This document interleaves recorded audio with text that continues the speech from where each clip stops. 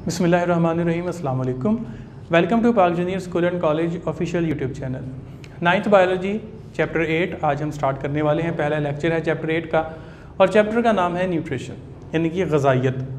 इस चैप्टर में आज हम इसका ओवरव्यू लेंगे ज़रा।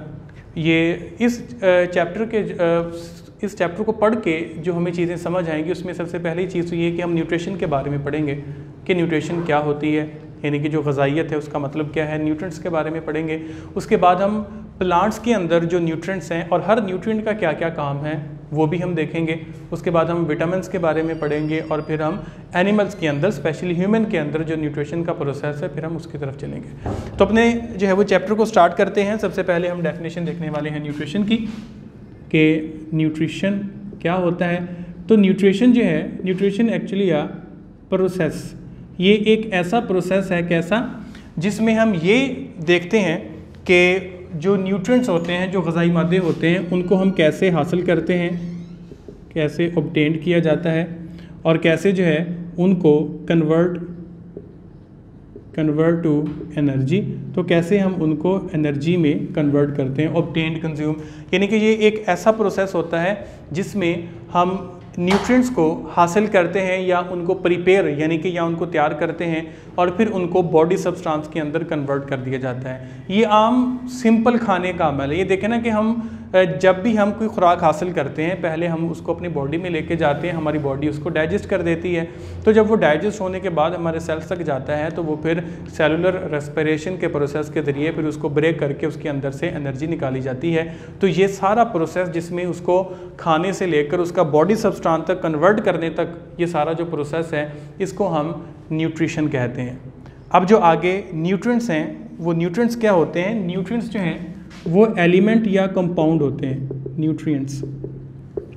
न्यूट्रिएंट्स वो एलिमेंट और कंपाउंड्स हैं, एलिमेंट्स या कंपाउंड्स जिनको हम इस प्रोसेस में यूज़ करते हैं। क्योंकि न्यूट्रिशन में हम कह रहे हैं कि एलिमेंट और कंपाउंड्स को, इनके दोनों को मिला के हम डेफिनेशन करने लगे कि न्यूट्रिशन का मतलब हो गया कि कुछ एलिमेंट और कंपाउंड्स को ऑब्टेन करना या फिर उनको प्रिपेयर करना। ये जो वर्ड आया ना प्रिपेयर वाला, ये प्लांट्स के लिए है क्योंकि प्लांट्स ही फोटोसिंथेसिस के ज़रिए फूड प्रिपेयर करते हैं। हम तो ऑब्टेन करते हैं, हम तो हासिल करते हैं पौधों से। तो एलिमेंट या कंपाउंड्स को ऑब्टेन करना या उनको प्रिपेयर करना, फिर उनको अपनी बॉडी में लेके जाना यानी कि एब्जॉर्ब करना, फिर उनका जब डाइजेशन के बाद जब वो हमारे सेल्स तक पहुंच जाएं फिर उनको ब्रेक करके उसके अंदर से एनर्जी निकाल कर उसको बॉडी का पार्ट बना लेना। तो ये सारी प्रोसेस जो है वो न्यूट्रिशन, और जो एलिमेंट या कंपाउंड्स हम उसमें यूज़ करते हैं वो न्यूट्रिएंट्स, जैसा कि कार्बोहाइड्रेट्स, प्रोटीन्स, लिपिड्स, वाटर, ये सारी चीज़ें न्यूट्रिएंट्स के अंदर आती हैं। और ये आप इसकी एग्जांपल के तौर पे भी लिख सकते हैं। तो न्यूट्रिशन के प्रोसेस के हवाले से हम यहाँ पे दो टाइप्स देखने वाले हैं। एक ऑटोट्रॉफ के वो क्या होते हैं और सेकंड वन हेट्रोट्रॉफ के वो क्या होते हैं। ट्रॉफ, जो ट्रॉफ है ये एक लैटिन वर्ड है, लातीनी ज़बान का लफ्ज़ है जिसका मतलब होता है ईटिंग।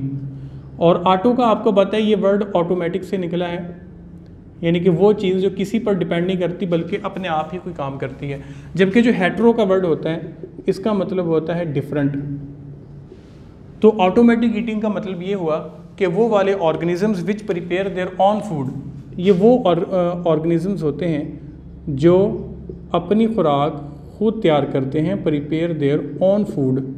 और जबकि जो हेट्रोट्रॉफ होते हैं ये दूसरे जानदारों से खुराक हासिल करते हैं, obtained food from other organisms. ये दूसरे जानदारों से अपनी खुराक हासिल करते हैं। तो जो ऑटोट्रॉफ हैं उनकी एग्जांपल में आ गए ये प्लांट्स, क्योंकि ये फोटोसिंथेसिस कर सकते हैं, प्लांट्स भी हैं। और इसके अलावा जितने भी फोटोसिंथेटिक ऑर्गेनिजम्स हैं वो भी इसी के अंदर आते हैं। अब फोटोसिंथेटिक ऑर्गेनिज्म में कुछ यूनिसेलुलर भी हैं जैसा कि साइनोबैक्टीरिया, और ये भी प्लांट भी जो है वो, लेकिन प्लांट जो है वो मल्टी सेलुलर के अंदर होते हैं। इसके अलावा एल्गी वो भी क्लोरोफिल रखती है तो वो भी अपनी फूड खुद प्रिपेयर कर लेती है। जबकि हेट्रोट्रॉफ में जो लंबी लिस्ट बन सकती है, हेट्रोट्रॉफ में ह्यूमन है वो भी हेट्रोट्रॉफ है, जितने भी एनिमल्स हैं वो भी सारे के सारे हेट्रोट्रॉफ हैं। एनिमल तो कोई भी जो है वो ऑटोट्रॉफ नहीं है, तो वो अपनी खुराक खुद तैयार नहीं कर सकते बल्कि दूसरे जानदारों को खा के खुराक हासिल करते हैं। जबकि जो ऑटोट्रॉफ होते हैं ये क्या करते हैं कि ये अपनी खुराक खुद तैयार कर सकते हैं। अब आखिरी चीज़ हम पढ़ने वाले हैं और वो आखिरी चीज़ क्या है कि मिनरल न्यूट्रिशन इन प्लांट्स, कि प्लांट्स के अंदर जो है वो मिनरल न्यूट्रिशन, ये देखने में पैराग्राफ जो है वो थोड़ा सा लंबा सा है, लेकिन इसमें हमने करनी है सिर्फ डेफिनेशन मैक्रो न्यूट्रिएंट्स की और माइक्रो न्यूट्रिएंट्स की, और ये बहुत सिंपल है। मैक्रो का मतलब होता है लार्ज और माइक्रो का मतलब होता है स्मॉल। तो मैक्रो न्यूट्रिएंट्स क्या हुआ? मैक्रो न्यूट्रिएंट्स वो वाले न्यूट्रिएंट्स जिनकी प्लांट्स को ज़्यादा ज़रूरत होती है वो मैक्रो न्यूट्रिएंट्स, और जिनकी प्लांट्स को कम ज़रूरत होती है वो माइक्रो न्यूट्रिएंट्स। तो याद रखें ये माइक्रो और मैक्रो की न्यूट्रिएंट्स हम कर रहे हैं in the sense of plants. पौधों के हवाले से हम इसकी डेफिनेशन कर रहे हैं, एनिमल्स के हवाले से हम इसकी डेफिनेशन नहीं कर रहे। तो इसीलिए डेफिनेशन में प्लांट्स का लिखना ज़रूरी है कि वो वाले न्यूट्रिएंट्स जो कि प्लांट्स को कम चाहिए वो माइक्रो न्यूट्रिएंट्स, और जो ज़्यादा चाहिए वो मैक्रो न्यूट्रिएंट्स। अब ज़रा मैक्रो न्यूट्रिएंट्स की एग्जांपल देखें, carbon, hydrogen, oxygen, nitrogen, magnesium, potassium, ये सारे के सारे मैक्रो न्यूट्रिएंट्स। और माइक्रो न्यूट्रिएंट्स में बोरॉन, क्लोरीन और जिंक वगैरह ये सारे माइक्रो न्यूट्रिएंट्स हैं। तो इंशाल्लाह अपने अगले लेक्चर में हम जो अगले पेज पे आपके टेबल दिया गया है वो हम टेबल को डिस्कस करेंगे, क्योंकि उसमें कुछ ऐसी टर्म्स हैं जो मे बी आपको नहीं पता होंगी, तो उनको हम ज़रा डिटेल से एक्सप्लेन करेंगे। तो आज के लिए बस इतना ही है, तब कल के लिए अपना ख्याल रखिएगा। अल्लाह हाफ़िज़।